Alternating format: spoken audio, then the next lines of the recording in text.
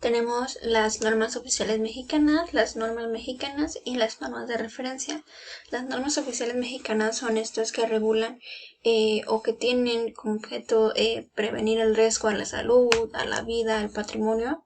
Y estas son parámetros medibles para las dependencias gubernamentales que hace que eviten los riesgos al medio ambiente, a la flora, a la fauna, a la población, y estas normas oficiales mexicanas son de carácter internacional. Las normas mexicanas, por lo contrario, son nacionales, regionales o locales, y estas son de carácter voluntario, y las normas oficiales mexicanas son obligatorias. Las normas mexicanas son voluntarias. Y estas sirven de referencia para identificar la calidad del producto, y esto más que nada se hace con el objeto de prevenir o de proteger al consumidor. Las normas de referencia son estas normas que se dan a los servicios o productos que se contraten, y estas son para... se me fue el rollito. Sí, cuando las normas oficiales no cumplan o queden obsoletas, entran las normas de referencia. Entonces, cuando una norma mexicana no se puede aplicar, quede inaplicable, entran las normas de referencia. Ahora tenemos la guía del exportador. Ya sabemos que la exportación es el envío legal de mercancías nacionales a un país extranjero. La legislación pues es la ley aduanera, y esta exportación se puede dividir en dos, en temporal y en definitiva. La definitiva pues es el envío de mercancías al extranjero para un tiempo indefinido, y la temporal es el envío de mercancías al extranjero pero que va a retornar en algún tiempo determinado. La exportación temporal comprende 4 etapas, que es la viabilidad inicial, la real, conclusión y perfeccionamiento. Ahora vamos a simular que nosotros vamos a llevar un producto a otro país, pero vamos a empezar totalmente desde cero. Entonces, el producto. El punto de identificar este producto pues es saber qué fracción arancelaria vas a usar, a qué mercado extranjero te vas a dirigir. Y bueno, voy a explicarlo como a mi manera para que me entiendan. Entonces, desde cero empezamos. Un producto. Tenemos que tener el envase tiene que ser compatible con el producto, obviamente, y con este envase se va a necesitar el empaque. El empaque pues va a tener que encontrar etiquetado con las normas o las regulaciones no arancelarias. El envase se va a utilizar pues para proteger el producto, y para esto va a ser la presentación directa al consumidor. Para llevar un producto pues se tienen que tener en cuenta las regulaciones y restricciones no arancelarias, el mercado del país, la regulación sanitaria, las regulaciones ecológicas. Ya que tienes el producto, ya que tú decidiste qué producto vas a llevar, qué envase vas a usar, qué empaque vas a utilizar, que tienes tus normas de etiquetado y todo lo demás, vas a investigar tu mercado. ¿A qué mercado te vas a dirigir? Los aspectos técnicos, las características del mercado. Va a ser una exportación, un exportador directo, un exportador indirecto, los canales de distribución que vas a usar. Tienes que tener en cuenta todo eso. Tienes que ser, como quien dice, una investigación de mercado para tu producto. Si ya lo tienes, si ya lo quieres llevar, si ya sabes a dónde llevarlo, si ya sabes a quién lo vas a dirigir, si ya sabes cómo, si va a ser directo o indirecto, si ya sabes por qué canales de distribución lo vas a llevar, si ya sabes si tienes acceso al mercado o si ese mercado tiene alguna restricción, o por ejemplo incluso que no sea restricción internacional, que no sea como legal, pero que sea a lo mejor una restricción cultural. Todo eso se tiene que tener en cuenta para llevar un producto, para hacer una exportación, un procedimiento de exportación. Después tenemos que ver qué arancel se va a aplicar a esa exportación de mercancías y dependiendo pues de la ley de comercio exterior, ya había comentado que lo vamos a dividir en tres. En el ad valorem, si se usa este ad valorem, pues va a ser un porcentaje al costo del producto, o sea, es un término porcentual. Si es específico, se expresa de, como ya he mencionado, por ejemplo, $1 por una unidad de medida. Y si es mixto, se va a usar el ad valorem, el porcentual y el específico, una combinación de los dos. En el comercio exterior es importante reconocer que existen prácticas desleales, ya sea tanto para la importación o exportación de mercancías. Se puede dar de las dos maneras, que tenemos la subvención, que esta subvención es cuando el gobierno otorga una ayuda económica a sus productores y el productor, como ya tiene esa ayuda económica de su gobierno, puede ofrecer un precio más bajo del mercado porque ya tiene esa subvención del gobierno. Entonces, esto se considera como una práctica desleal en el comercio exterior.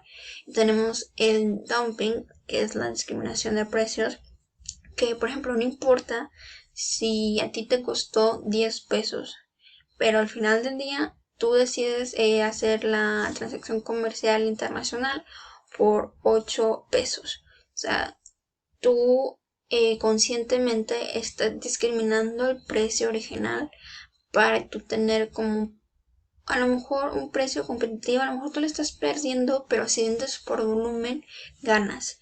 Entonces es importante reconocer esas prácticas desleales que se tienen en el comercio exterior y evitarlas. Tenemos lo que es la clasificación arancelaria. Esta clasificación arancelaria pues es serie de números que se da para reconocer un producto. Esto se usa en las mayorías, no, en todas las aduanas del mundo, estas clasificaciones arancelarias, y se identifica a través del código numérico. La clasificación arancelaria normalmente tiene 6 números. Estas, de hecho, en México se puede consultar en CISEX, donde vienen divididas por secciones. Estas secciones, por ejemplo, la primera sección es animales vivos, o reino animal, y se va a dividir en capítulos, que estos capítulos se van a llevar a partidas, partidas, etcétera, hasta dar con la fracción arancelaria concreta del producto que se quiere comercializar internacionalmente. Bueno, ya habíamos hablado de las reglas de origen. El salto arancelario, es importante saber si tu producto se va a someter a una transformación que no cambie totalmente la fracción arancelaria, porque si no, lo emitido en el pedimento que presentes ante las aduanas va a estar erróneo, y bueno, pues ya ese es un riesgo legal. En México, la Secretaría de Economía es la encargada de expedir los permisos previos para la exportación e importación de productos. Tenemos los documentos y trámites de exportación. El registro previo se consiste en el RFC, en el padrón de exportadores ante el SAT, entre la propiedad intelectual e industrial ante el INPI, y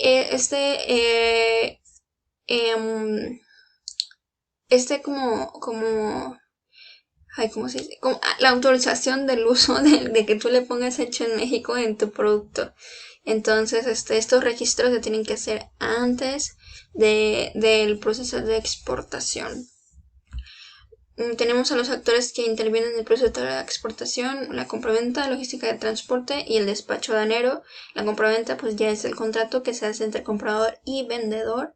Logística de transporte es en qué transporte vas a llevar tu producto, y en los diferentes cuatro tipos de transporte, como ya había mencionado, ferroviario, aéreo, marítimo o carretero. Y el despacho de enero, pues esto ya es que se hace cuando ya está cuando va a salir y cuando va a entrar a los países que van a extravasar esta relación económica. Y el despacho de enero lo hace el agente aduanal. El proceso de exportación.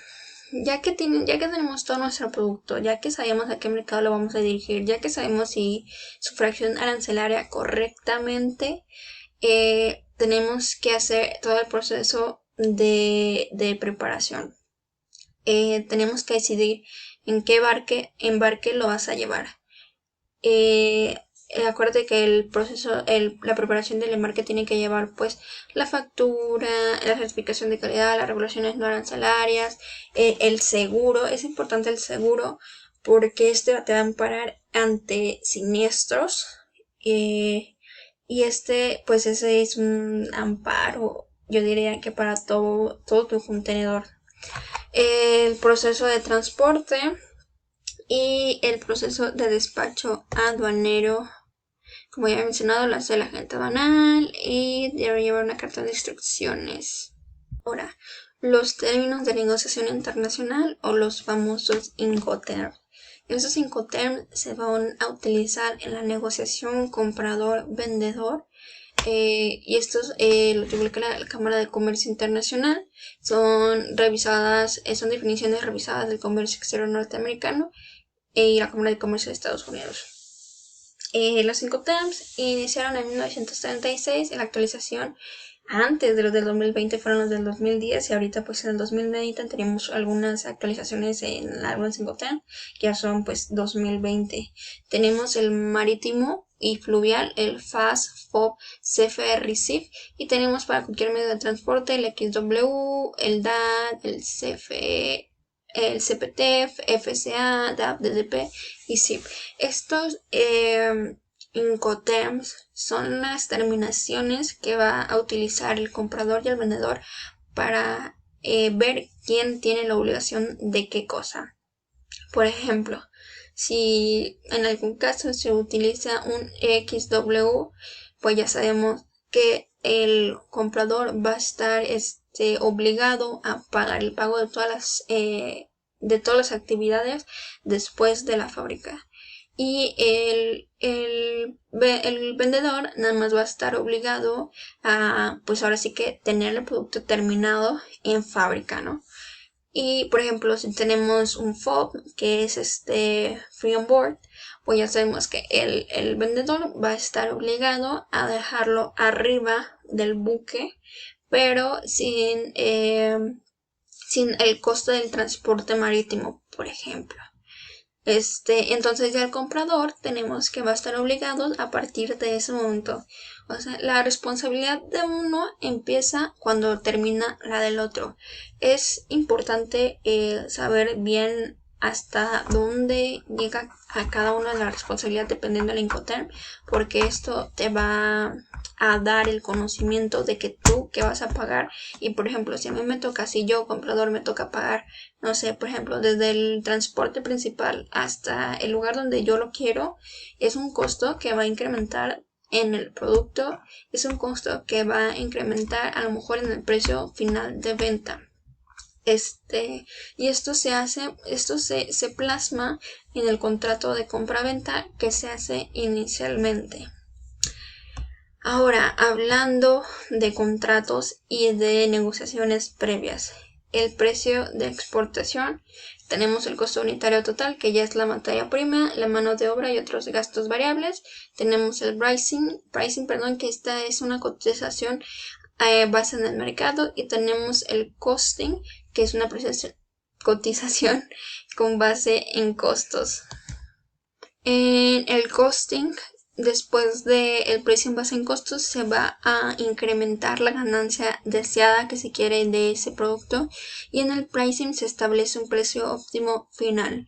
Y bueno, ya después de que se hacen las cotizaciones, tenemos las formas de pago, que se dividen en tres